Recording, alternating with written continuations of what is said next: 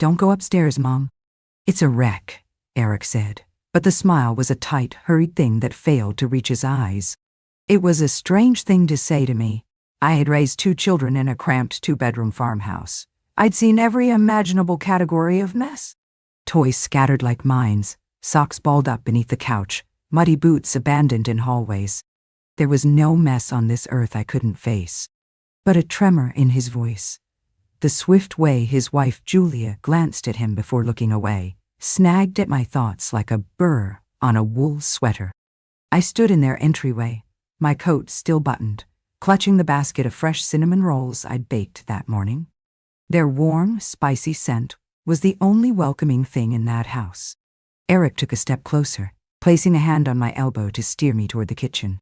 "It's really not worth the trip up," he added with forced lightness. "The kids built a fort. Blankets, chairs, total chaos. We'll just stay in the kitchen."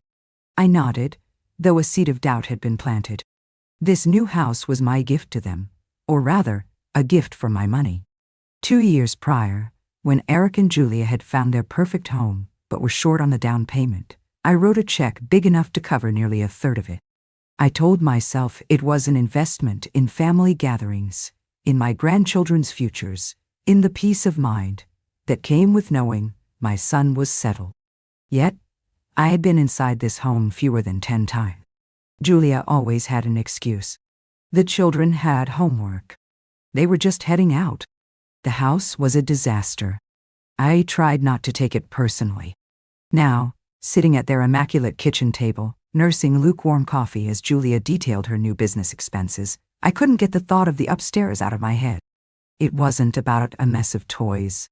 It was the sharp, almost frantic edge in Eric's voice when he'd stopped me. When Julia stepped out to take a call, I attempted to focus on my coffee, but my eyes kept drifting to the staircase. The door to the upstairs landing was partially closed. From my seat, I could see the bottom 2 steps, both perfectly tidy. No blanket forts. No scattered Legos. Eric saw me looking and shifted in his chair. "So, Mom," he began, a little too brightly, "how's the garden doing this year?" "About the same," I replied. "The roses are a bit thin, but you know." I let the sentence hang and took another sip. His eyes darted to the stairs again, just for a second. That was the moment I knew. Whatever was up there, it was not a children's fort. My mind didn't leap to betrayal or theft. I wanted to believe in my son's fundamental goodness. But the truth is, after 70 years on this planet, you learn to spot a lie by the way it tries to smile at you. And Eric's smile was wearing dangerously thin. The conversation staggered on after that, the 2 of us walking on a frozen lake, hearing the crack splinter beneath our feet. Julia returned, phone pressed to her ear, whispering something sharp and urgent. She slipped past me, avoiding my gaze, and disappeared into the pantry, pulling the door shut behind her. I looked down at my hands around my coffee cup. They were not as steady as they once were, the skin thinner, the veins more pronounced. But they had carried laundry baskets up and down stairs for decades, hauled groceries through blizzards, and tended gardens in the August heat. They had worked. They had built. That house, and whatever was upstairs, was made possible by these hands. A faint thud came from above, like a door closing. It was too heavy for a child, too deliberate. "Kids playing?" I asked. Eric glanced toward the ceiling. "Yeah, just reorganizing their toys," he said, his tone casual, but his shoulders were tense. "You know how it is." I did know. And I also knew something was deeply wrong with the way he said it. When Julia reemerged, she was all smiles. "Eric, could you give me a hand with the boxes in the garage? Mom can relax in here." She placed a gentle hand on my shoulder, the kind one uses on a stranger in a hospital waiting room. They left through the back door together, their voices fading as their shoes crunched on the driveway gravel. The kitchen fell silent, and in that silence, I found my answer. Whatever they were hiding upstairs, they had both just left the house. I rose from my chair, setting my cup down without a sound. My knees protested, but I moved toward the staircase. Each step felt like peeling back a layer of delusion, of years spent telling myself that their distance was just busyness, not something far colder. The upstairs hallway smelled faintly of cedar from the built-in closet. I passed the children's rooms, where the beds were neatly made, with no evidence of chaos or forts. At the end of the hall, Eric's office door was ajar. And there, against the far wall, was the safe. Its door hung open. From the threshold, I could see the empty shelves inside, a dusty silhouette where my mother's pearl brooch had always rested, the bare metal where my documents should have been. My heart hammered, slow and heavy. It wasn't messy upstairs. It was stripped. I moved closer, almost afraid to draw a breath. The scent of dust and cold metal drifted from the open safe, the smell of a long, shuttered room. It had once been full, not with gold bars or piles of cash, but with the cornerstones of my life. The deed to my small cottage. The envelope holding my will, updated after my husband, Harold, passed away. A slender velvet box containing my mother's pearls, the only heirloom she could pass down after a lifetime of scrimping. And there had been a thick envelope of savings. Not all I had, but enough to guard against sleepless nights. I recalled the last time I'd opened it, nearly 6 months ago, to tuck in the birth certificates of Eric's children for safekeeping. He had stood right beside me that day, making small talk, his eyes flicking to the stack of envelopes more than once. I hadn't given it a second thought. He was my son. You don't suspect your own child. Now, there was nothing. Not a single paperclip, not even the familiar old brass key I kept on the top shelf. I reached out and touched the cold interior, as if my memories might still be tucked away in an invisible fold. But it was as empty as my trust. My pulse pounded in my ears, yet my thoughts were startlingly clear. Whoever opened this safe had done so carefully. There was no sign of force, no damage to the lock. That meant only one thing. Someone had the key or the combination. Someone I had trusted completely. I turned and scanned the room. Eric's desk was tidy as always. Papers stacked, pens in their holder. But the top drawer was open a crack. Inside, I saw the corner of a folded paper. It was my combination, written in my own hand. I'd given it to him last winter when I was sick with the flu, and he'd offered to fetch some documents for me. I had thanked him for his help. Standing in his silent office now, that gratitude turned to ash in my mouth. Downstairs, the back door slammed shut. Their voices floated up the stairs, growing closer. I took one final look at the void in the safe, then gently closed its door, the way you'd pull a sheet over someone already gone. By the time I reached the bottom of the stairs, I had made a decision. There would be no confrontation. Not yet. I've lived long enough to know that after being blindsided, your first words are your weakest. I refused to give Eric and Julia the satisfaction of seeing me unraveled, of blurting out questions they could easily wriggle away from. So when they walked back into the kitchen, sleeves dusty from the garage, I was standing at the sink, rinsing my coffee cup. Find what you were looking for? I asked, as if nothing in my world had shifted in the last 10 minutes. Eric nodded. Yeah, thanks. Julia has the boxes sorted now. Sorry we left you alone. I smiled, the kind of smile you reserve for people you have already begun to lock out of your life. It's fine. I was enjoying the quiet. And so, no deal, I. Julia moved to the refrigerator, humming softly, and I caught the faintest sideways glance she sent to Eric. It told me everything. She knew, and she was waiting to see if I did too. I left soon after. My cinnamon rolls remained in their basket, as Julia had already made dessert for the children. In the driveway, Eric gave me a stiff hug, his chin brushing the top of my head. Drive safe, Mom. Safe. The word clanged like a warning bell in my ears the entire drive home. My little cottage felt different when I unlocked the door. The air seemed heavier, the rooms more silent. Or maybe that was just me, carrying this sharp new knowledge through them. I set the untouched rolls on the counter and went to my desk.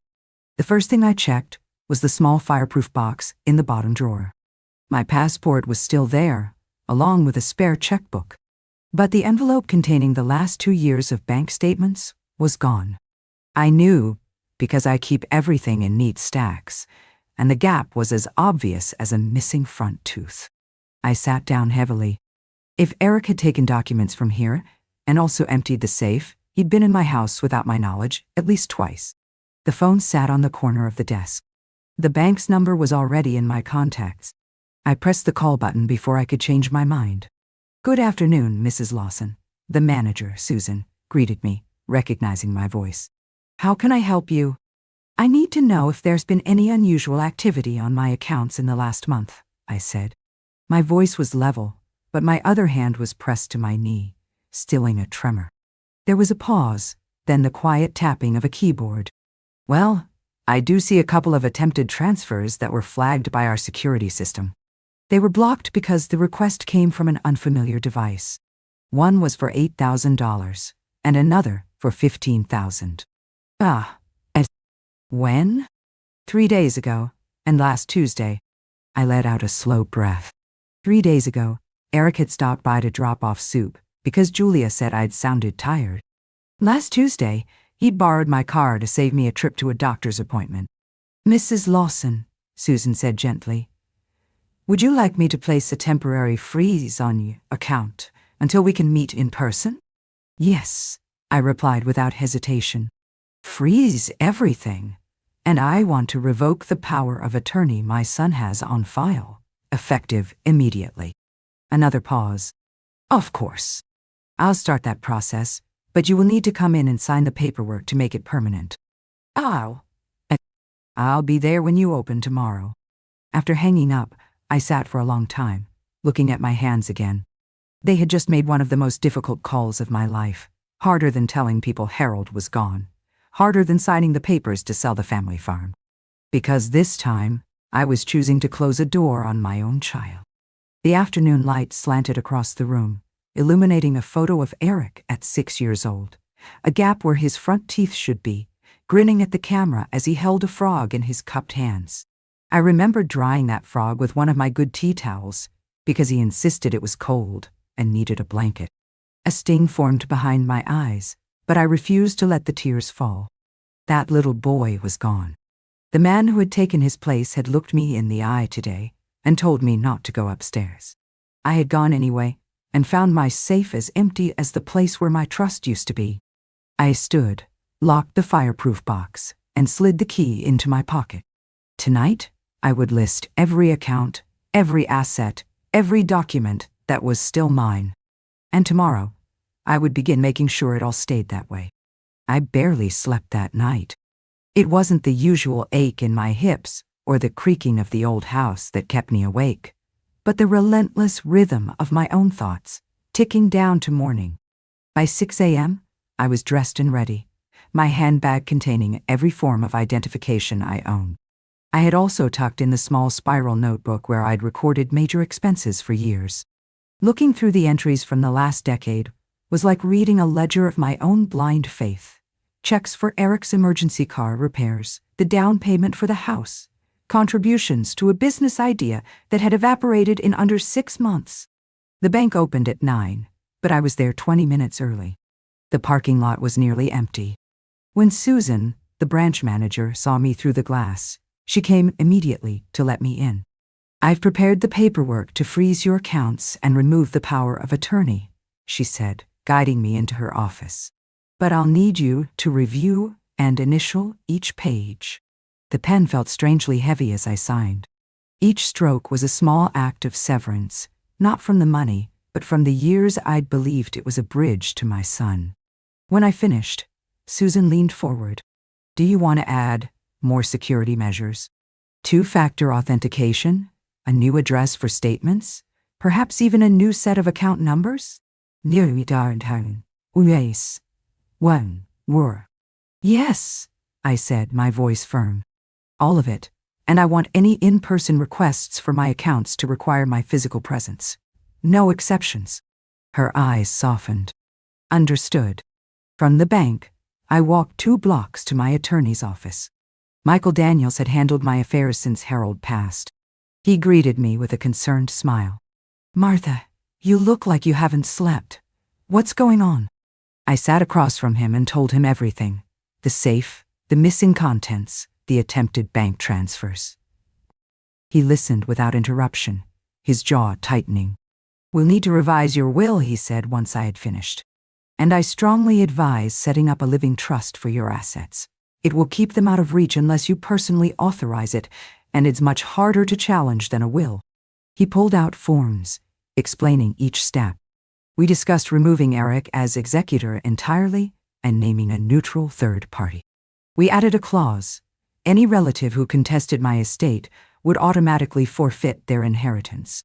It was all business, but a quiet, heavy current ran beneath it. This wasn't just legal housekeeping. This was dismantling the trust I'd spent my life building. When the documents were drafted for my signature later that week, Michael said gently, "I know this isn't easy." "No," I replied, meeting his gaze. "But it's necessary. And at my age, you learn to stop putting off what's necessary." Back home, I put the new keys and passwords in a small envelope and slipped it into the bottom of my sewing box, a place no one but me ever went near. Then I made tea and sat by the kitchen window, watching the sparrows flit between the hedges. The phone rang twice that afternoon. Both times, the caller ID showed Eric's name. I let it go to voicemail. His voice, tense and rushed, spilled out, "Mom, we need to talk. Call me back. Please. Please." I wondered if that word would have come so easily, if the safe had been full, the account still open. I wrapped my hands around the teacup, letting the warmth seep into my bones. The ache in my chest was still there, but it was no longer hollow. It was filling with something much steadier, resolve. It was late Saturday morning when the knock came. 3 quick raps, then a pause. I wasn't expecting company, and for a second, I thought it was Eric, ready to force a confrontation. But when I opened the door, my oldest granddaughter, Chloe, stood there. She was holding a paper bag from the bakery, her hair in a messy bun, a pink scarf wrapped around her neck. "Hi, Grandma," she said, her smile warm but hesitant. "I brought you those scones you like." I stepped aside to let her in. "What's the occasion?" She shrugged, placing the bag on the counter. "No occasion. I just wanted to see you." We made tea together, moving around the small kitchen with an easy familiarity. When she was little, I used to watch her after school, teaching her how to braid challah dough or letting her sprinkle cinnamon sugar on pies. Once we were settled at the table, she looked down at her mug. "Dad's not happy," she said quietly. I stirred my tea slowly. "I imagine not. He said you made some changes at the bank. And other things." She bit her lip. "He wouldn't say what happened exactly, but I can tell he's really upset. And Julia?" Chloe paused, glancing at me. "Well, she's been making little comments about you being stubborn, about you not trusting them." I met her eyes. "Do you think I'm being stubborn, Chloe?" Her answer was immediate. "No. I think you've been too trusting for far too long." For a moment, I had to look away, not because of the sting of anger, but the overwhelming wave of relief. Someone in that house saw me clearly. "I don't know the details," she continued, "and you don't have to tell me. But I wanted you to know that I'm on your side. I know how much you've done for everyone." I reached across the table and took her hand. "You're the only one who has said that in a very long time." She squeezed my fingers. "I've seen it, Grandma. I've seen how you've helped and how they take it for granted. You don't deserve that." We talked for nearly an hour about her classes, her friends, and the apartment she hoped to find after graduation. Not once did she ask for anything or hint at needing money. When she left, she hugged me tighter than usual. "Call me if you need anything. Anything, okay?" After she was gone, the house felt different. The betrayal was still there, sharp as ever, but now something else was layered over it. A quiet reminder that not all family ties are rotten. Some are worth holding on to. By Monday morning, the phone had become a buzzing, insistent reminder that Eric was not accustomed to being ignored. The first call came at 8:12 a.m., before I'd finished my toast. I let it ring. Another at 8:17, then 8:25. By 9, I had 7 missed calls and 3 voicemails. The latest was clipped and tight. "Mom, I don't know what's going on, but we need to clear this up before things get out of hand. Call me back. Clear this up." as if it were a spilled glass of milk and not an emptied safe and attempted theft. I took my tea to the living room, leaving the phone on the kitchen counter where I couldn't feel its vibrations. Outside, the first real snow of the season began to fall, tiny flakes clinging to the bare branches. By mid-morning, Julia's name flashed on the screen. I ignored it. A minute later, a text appeared. "We can explain. Please give us a chance before you do something we'll all regret." There was an almost comical assumption that I hadn't already acted, but I didn't reply. At 11, the landline rang, the one almost no one used anymore. I almost answered, thinking it could be Chloe, but it was Eric again. "Mom, please," his voice pleaded with the answering machine. "You're making a mistake. We love you. Whatever you think happened, you're wrong. Let's just talk. Okay? I can come over right now." "Oh." I sat perfectly still, listening to his words hang in the quiet room. Love. The same word he used when I'd signed the check for his house, his second car, his short-lived business venture. Love wrapped around a request like a ribbon on an empty box. Around noon, I went to the hall closet and pulled on my coat. If they wanted to find me at home, they would be disappointed. I had no destination, just a need to breathe air that wasn't thick with their voices. The cold was bracing. I walked 3 blocks to the small park, where the benches were dusted with snow and a thin sheet of ice covered the pond. A young couple passed, laughing, their breath making clouds in the air. I wondered if they knew how quickly warmth can turn to ice between people who once promised each other the world. When I returned, the red light on my answering machine was blinking furiously. 12 new messages. I didn't play them. Instead, I went to the kitchen and opened the small drawer by the sink where I kept spare keys, an old habit of Harold's. "Never put all your trust in one lock," he used to say. I found the key to the shed out back. It was musty and cold inside, but the air still held the faint scent of the cedar shelves Harold had built. On the top shelf, behind a box of old canning jars, was a smaller lockbox Eric knew nothing about. Inside was a stack of photographs, a few pieces of jewelry that had never been in the main safe, and a short list of my most important contacts and account numbers. I ran my fingers over a pair of pearl earrings, cool and smooth, and felt a slight easing in my chest. He hadn't taken everything. He didn't even know this existed. Back inside, the phone began to ring again. I stood in the kitchen and watched it buzz on the counter until it finally fell silent. I knew this quiet wouldn't last. Sooner or later, Eric would stop circling and come straight for me. And when he did, I'd be ready. It was Thursday afternoon when the knock came. Not a gentle tap, but a steady, insistent rhythm that said, "I know you're in there, and I'm not leaving." I opened the door to find Eric on the porch. Snowflakes dotted his dark hair, his jaw set. He was not alone. Julia stood behind him, wrapped in a pale wool coat, her lips pressed into a thin line that passed for a smile. "Mom," Eric said, "we need to talk." I stepped back without a word, letting them in. My house felt smaller with them in it, their presence sucking the air from the room. Eric paced into the living room, Julia following, her eyes scanning the space as if taking inventory. He didn't sit. "You've been avoiding our calls." "Yes," I said evenly. He stopped his pacing. "Why?" I gestured to the couch. "If you have something to say, you might as well sit." Reluctantly, they sat. Julia smoothed her coat, her hands folded neatly in her lap. Eric leaned forward, elbows on his knees. "We heard from the bank. You froze your accounts. You revoked my power of attorney."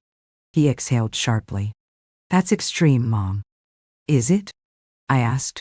"Yes," Julia cut in, her voice cool. "And it makes it seem like you don't trust us." I met her gaze. "Should I?" Eric shifted. "This is about the safe, isn't it?" I said nothing, letting the silence stretch until it was a tangible weight between us. His voice softened. "Mom, you must have misunderstood. I went into the safe because we needed the insurance papers for the house. I didn't take anything else." My eyes never left his. "Then where are my mother's pearls? And the bank statements from my desk. His jaw tightened. I don't know. Maybe you moved them. You're remembering it wrong. Julia leaned forward, her tone suddenly syrupy. Martha, stress can make us forget things. Perhaps you misplaced them. Let's not turn this into something ugly over a simple misunderstanding. Andy, Yantin. I let out a slow, steady breath. A misunderstanding is when you forget to pick up milk. This is theft. Eric's voice rose. We're your family. We have always looked out for you. I gave a short, humorless laugh. Looked out for me or for my money? The flush that crept up his neck was my answer. Julia straightened her spine. If you truly believe we would steal from you, then I don't know what to say. But you're making a mistake, cutting us out like this. It's not healthy. What isn't healthy, I said quietly, is letting people strip you bare while you smile and pretend not to notice. Eric stood abruptly, shoving his hands in his pockets. So that's it. You've already decided we're guilty. I've decided, I said, rising to my feet, that my trust is no longer something you get to use. He stared at me, his breath shallow. You're going to regret this. I felt the old ache in my chest, not of fear, but of sorrow for how far the boy I raised had drifted. No, Eric, I said softly. For the first time in years, I won't. Julia let out a sharp sigh, as if about to argue, but then thought better of it. Eric turned for the door. They left without another word, a gust of cold air rushing in before I closed it behind them. I stood for a long time with my hand on the doorknob, feeling the vibrations of their departure fade. They had come to reclaim their control. Instead, they had walked away with even less than before, and I intended to keep it that way. The next morning, I called the locksmith. He arrived just after 10, a wiry man in his 60s with quick, capable hands. Front and back doors? He asked. All of them, I said. And I want deadbolts that can't be opened from the outside without a key. No more spares hidden under flower pots. He gave me a knowing look but asked no questions. When he finished, the old brass knobs Harold had installed were gone, replaced by solid steel locks that clicked shut with a satisfying finality. He handed me 3 new keys. I put one in my pocket, one in the lockbox in the shed, and the third in a small envelope addressed to Chloe. Next, I tackled the documents. I spread every file from my desk across the dining room table. Insurance policies, property deeds, medical records, tax returns. I went through each one, removing any that listed Eric's name or granted him access. The revised will was still waiting for my signature at Michael's office. I made a note to go tomorrow. For now, I drafted and dated a letter stating clearly that Eric Lawson was to have no control over my finances, property, or medical decisions. I placed it with my other important papers. In the afternoon, I called my homeowner's insurance provider. Add a security rider to my policy, I told them. And make a note that no one is authorized to access my property without my written consent. They asked if something had happened. Just taking precautions, I said. When I hung up, I walked through the house, room by room. It already felt different. Not because of the new locks or the paperwork, but because I had finally drawn a line and put myself on the correct side of it. In the living room, I stopped before the old oak cabinet where Harold kept his ledgers. On the top shelf was a shoebox of photographs, Eric in overalls with his first fishing rod. Eric at 16, proudly showing me his new driver's license. Eric on his wedding day, arm tied around Julia. I closed the box gently. The boy in those photos was not the man who had stood in my living room yesterday. I couldn't spend what was left of my life trying to bring him back. Just before dusk, a text from Chloe buzzed on my phone. Dad's furious. Says you've locked him out of your life. Want me to come over? Not tonight, I replied. But soon. I'm all right. The truth was, I was better than all right. For the first time in years, I didn't feel like a visitor in my own home. I made myself a cup of tea and carried it to the window. Outside, the snow had stopped, leaving a clean, thin blanket over the yard. No footprints, no tracks. It struck me then that this was how I wanted my life to look from now on. Quiet, whole, and untouched by anyone who believed my trust was theirs for the taking. Tomorrow, I would sign the will. That would be the final stone in the wall I was building. And once it was up, I would make sure he never found a single crack. Sunday afternoon brought a pale winter sun and the scent of wood smoke from a neighbor's chimney. I was folding laundry when a familiar knock sounded. 2 short taps, a pause, then one more. I opened the door to find Evelyn Harper, my neighbor of 30 years, holding a covered plate.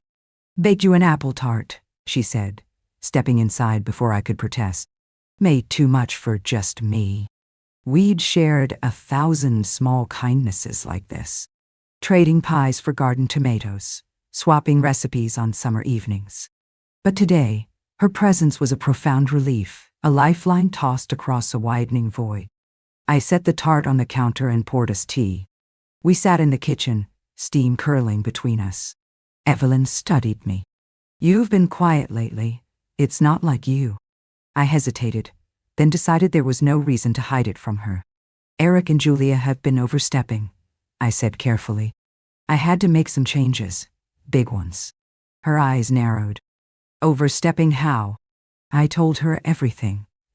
The safe, the missing heirlooms, the bank alerts, the confrontation in my living room. I didn't embellish or dramatize, just laid out the facts. When I finished, she shook her head slowly. I wish I could say I was surprised. That made me look up. "You're not." Evelyn sighed. "I've watched them, Martha.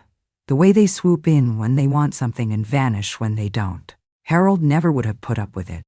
The mention of his name made my throat tighten, not with grief, but with the memory of what it felt like to have someone unconditionally in your corner. "I've locked things down now," I said. "Changed the will, the locks, cut off all their access." "Good," she said firmly. "And don't you dare feel guilty about it." "I don't feel guilty," I admitted. "I feel lighter, but a part of me still can't understand how it came to this." Evelyn reached out, covering my hand with hers. "You gave them too much trust for too long. Some people mistake that for weakness. You're not weak, Martha. You just didn't want to see what was right in front of you." Her words settled in me like a stone in still water, sinking deep. We moved on to other topics: her brother's hip surgery, the hardware store changing owners, the small things that stitch a life together. But beneath it all, I felt a quiet current of strength, like a firm hand on my back. When Evelyn left, she hugged me a second longer than usual. "You're doing the right thing," she said. "Don't let them make you think otherwise." After she was gone, I cut a slice of her tart and sat by the window. The late sun glinted off the snow, turning it to gold. Across the yard, Evelyn's kitchen light flickered on, and I could see her moving about her own small routines. For the first time in weeks, I didn't feel utterly alone in this. There were still people who saw me not for what I could give them, but for who I was. And that, I realized, was worth more than anything that had ever been in that empty safe. It was just after lunch on Wednesday when a car pulled into my driveway. I peeked through the curtain and saw Chloe's little blue hatchback. She got out holding a grocery bag, a thick manila folder tucked under her arm. Her cheeks were pink from the cold as she hurried up the walk. "Hi, Grandma," she said as I opened the door. "I brought you a few things, and I need to talk to you." We put the groceries on the counter: bread, milk, and a jar of my favorite orange marmalade. I raised an eyebrow. "This is more than just a visit." Chloe nodded, pulling off her scarf. "You're right, I overheard something the other night." My stomach tightened. "What sort of something?" She opened the folder and slid a few papers toward me. They were bank printouts, clearly Eric's. Transfers, withdrawals, and a large pending payment, flagged for review. "I wasn't snooping," she said quickly. "I was using Dad's laptop to print a school paper. These popped up in the print queue, and then I heard them in the kitchen, talking about you." I remained silent, letting her continue. "They were saying you've overreacted and that you'll come around eventually. Dad told Julia not to worry, that he'd find a way back in. He said you couldn't manage everything without him." It was okay. My jaw tightened. "And what did Julia say?" "She laughed," Chloe said flatly. "Said you were too sentimental to cut them off for good. That it's just a matter of time." I took a slow breath. It was one thing to suspect their motives, another to hear them confirmed by my own granddaughter. Chloe leaned forward. Grandma, I think you need to do more than just change the locks. You should move your valuables, all of them, somewhere they can never get to. Maybe a safety deposit box. I can take you if you want. I looked at her for a long moment. She wasn't asking for anything, wasn't softening me up for a request. She was simply offering help, no strings attached. Why are you doing this, Chloe? I asked softly. Her eyes softened. Because you've always been there for me. I don't want to see you get hurt any more than you already have. I had to turn away for a moment, busying myself with the kettle so she wouldn't see the moisture in my eyes. You're a good girl, I said finally. Your parents may not like what I'm doing, but I'm not backing down. I didn't think you would, she said with a faint smile. But you should be ready for them to push harder. They won't let this go. Kim. We spent the next hour going over what I still had. Jewelry, old savings bonds, a few keepsakes with more sentimental than monetary value. She helped me wrap each piece in tissue, labeling it for the bank vault. Before she left, she paused at the door. Grandma, if they ever show up angry or try to pressure you, call me first. Don't face them alone. I promised I would, though I had no intention of letting Eric or Julia set foot in my house again. After she drove off, I sat at the kitchen table with the manila folder. Seeing their schemes in black and white gave me a strange sense of calm. They still thought they knew me, still saw the woman who wrote checks at the first sign of need. But that woman was gone. The one sitting here now would never let them through another door, real or metaphorical, again. It happened on a Saturday afternoon, just as I'd settled into my armchair with a cup of tea and a library book. There was no call, no polite knock, just the sharp rattle of my front doorknob. Then came the jangle of keys, trying one lock, then the next. My heart didn't race. It grew strangely steady. I set my teacup down, rose, and walked to the door. When I opened it, Eric was standing there, his coat unbuttoned, his breath steaming. Julia stood behind him, arms crossed, her expression sharp. Your keys won't work anymore, I said calmly. I noticed, he replied tightly. Why did you change the locks? I think you know why. He let out a humorless laugh. This is ridiculous.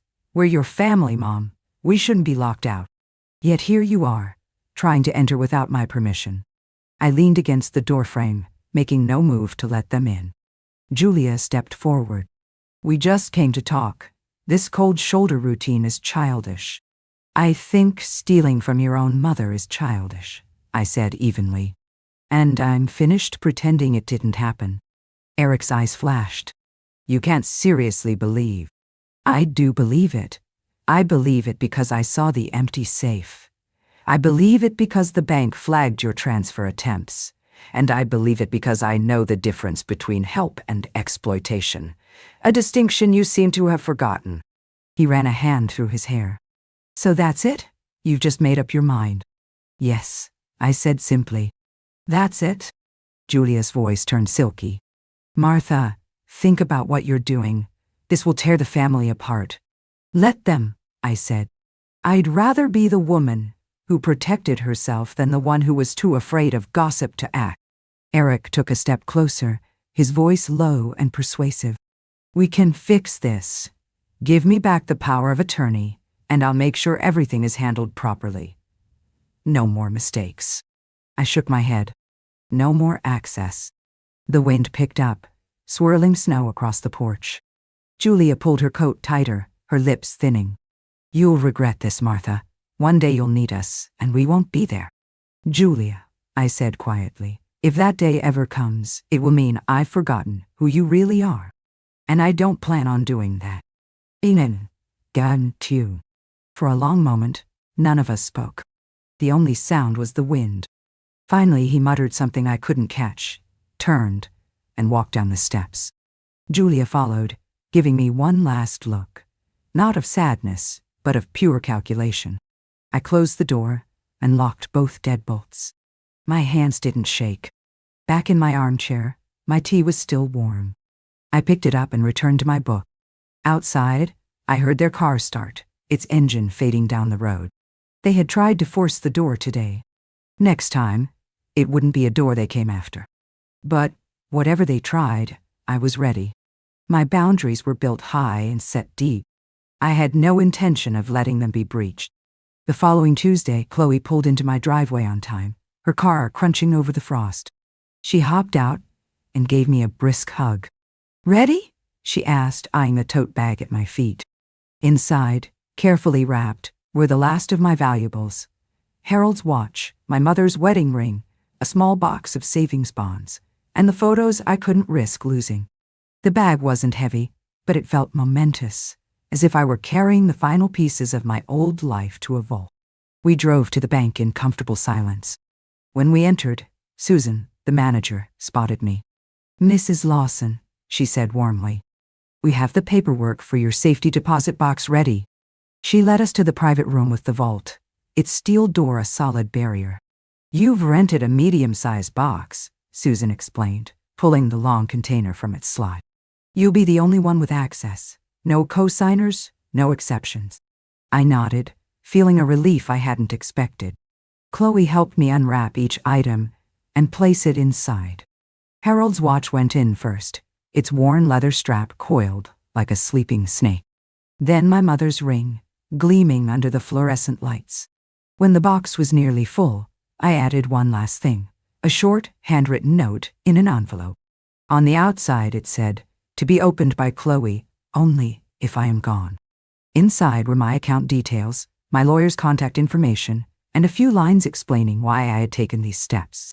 Once everything was secure, Susan slid the box back into its slot and turned the key. The sound of the lock clicking home felt like the closing of a chapter. Back in the car, Chloe glanced at me. "Feel better?" I exhaled slowly. "Safer. That's the word." She smiled faintly. "You know, they're going to hate this." "I know," I said. "But I'm not doing it to spite them. I'm doing it because I refuse to live in fear of my own family." Nim. We stopped for coffee on the way home. Sitting by the window of the small cafe, I watched people hurry along the sidewalk. Life was continuing on, indifferent to my private war. And yet, I felt a sense of ground regained. When Chloe dropped me off, she lingered at the door. "You're sure you don't want me to stay for a bit, just in case they show up?" I smiled. "If they do, the locks will hold, and so will I." After she left, I stood in my quiet kitchen, the tote bag now empty on the counter. For the first time in months, my house didn't feel like it held anything they could take. They could rattle the locks, make their calls, threaten, and plead. But what mattered most, my dignity, my security, my choice, was now behind a door they would never open again. It started with calls from numbers I didn't recognize. I let them go to voicemail. When I finally listened, the strategy was clear. First, my sister-in-law, Claire. "Martha, I don't know what's happening, but Eric says you've cut him off. That doesn't sound like you. Can we talk?" Then Harold's cousin, David. "Martha, families have disagreements, but you can't just shut the door. Think of your grandchildren." By the third message, from a neighbor I hardly knew, I understood. Eric was deploying messengers, hoping their collective weight would wear me down. I didn't answer a single one. 2 days later, Evelyn knocked on my door with a basket of muffins. "Martha," she said carefully, "I just saw Claire at the store. She told me Eric is saying you're not well, that you're confused and making rash decisions." I let out a dry laugh. "Confused enough to change my locks, move my assets, and rewrite my will. Quite a diagnosis." Evelyn frowned. "He's trying to rally people to his side." "I know," I said. "And I'm letting him. Every person he drags into this sees him a little more clearly." "Nay, Yan." That evening, the phone rang. This time, I recognized the name. Margaret, my oldest friend from church. I answered. "Martha," she began, "Eric came to see me. He says you've misunderstood something about a safe." "Margaret," I interrupted gently, "I know exactly what happened. I'm not confused, and my mind is made up." There was a pause. "So it's true? You've really cut him off?"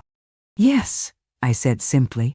And I won't discuss the details, because they are mine to keep.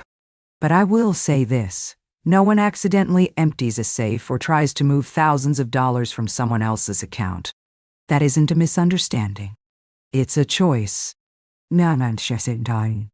She sighed. I had to ask. He made it sound like, I know how he makes things sound, I said. It's how he has always gotten what he wants. The next day, I called Michael, my lawyer, and had him draft a formal letter to Eric. It was dated, crystal clear, and stated that he was to have no involvement in my finances, property, or personal matters now or in the future. Copies would be sent to the bank, the insurance company, and the county clerk. Send it by registered mail, I instructed. A quiet satisfaction settled in my chest. By the end of the week, the outside pressure eased. The calls dwindled. Eric was either realizing his campaign had failed or regrouping for another attack. On Saturday morning, I sat with my tea, watching the snow melt in patches across the yard. Evelyn's cat slinked along the fence.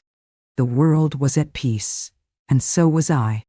I knew Eric still had my number, my address, and an arsenal of manipulations. But I also knew something more important. I was no longer reachable in the way that mattered to him. The door was closed, the locks were changed, the bank box was full, and my mind was made up. If he wanted a mother who could be persuaded or bullied, he would have to look elsewhere. This one was done. The first warm day of March arrived early that year. The snow melted into soft, muddy patches, and the air smelled of damp earth. I opened the kitchen window for the first time since autumn, letting a fresh breeze move through the house. It felt like breathing differently, deeper, clearer. I spent the morning tidying cupboards, moving slowly, not out of tiredness, but out of a desire to savor the moment. Every dish, every folded tablecloth, every framed photograph was mine. Mine to keep, mine to protect. No one was circling anymore, waiting for a door to be left unlocked. Around noon, I carried my tea to the back porch. The boards were still cool beneath my slippers, but the sun was warm on my face. The lilac bushes were still bare, but I could see the tiniest hints of green pushing through. I thought about the winter I had just endured, not the one outside, but the one inside these walls, the frost that had formed between me and my son. The chill of realizing that love isn't always enough to keep people honest. The slow, steady work of putting my own dignity before someone else's comfort.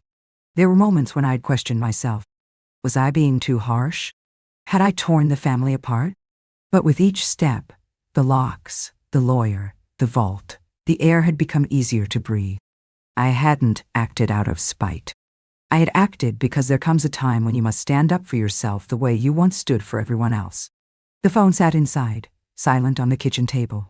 I didn't have to check it to know that the absence of Eric's name was its own form of peace. Chloe still called. Evelyn still visited. Life had been trimmed down to the people who showed up without an agenda.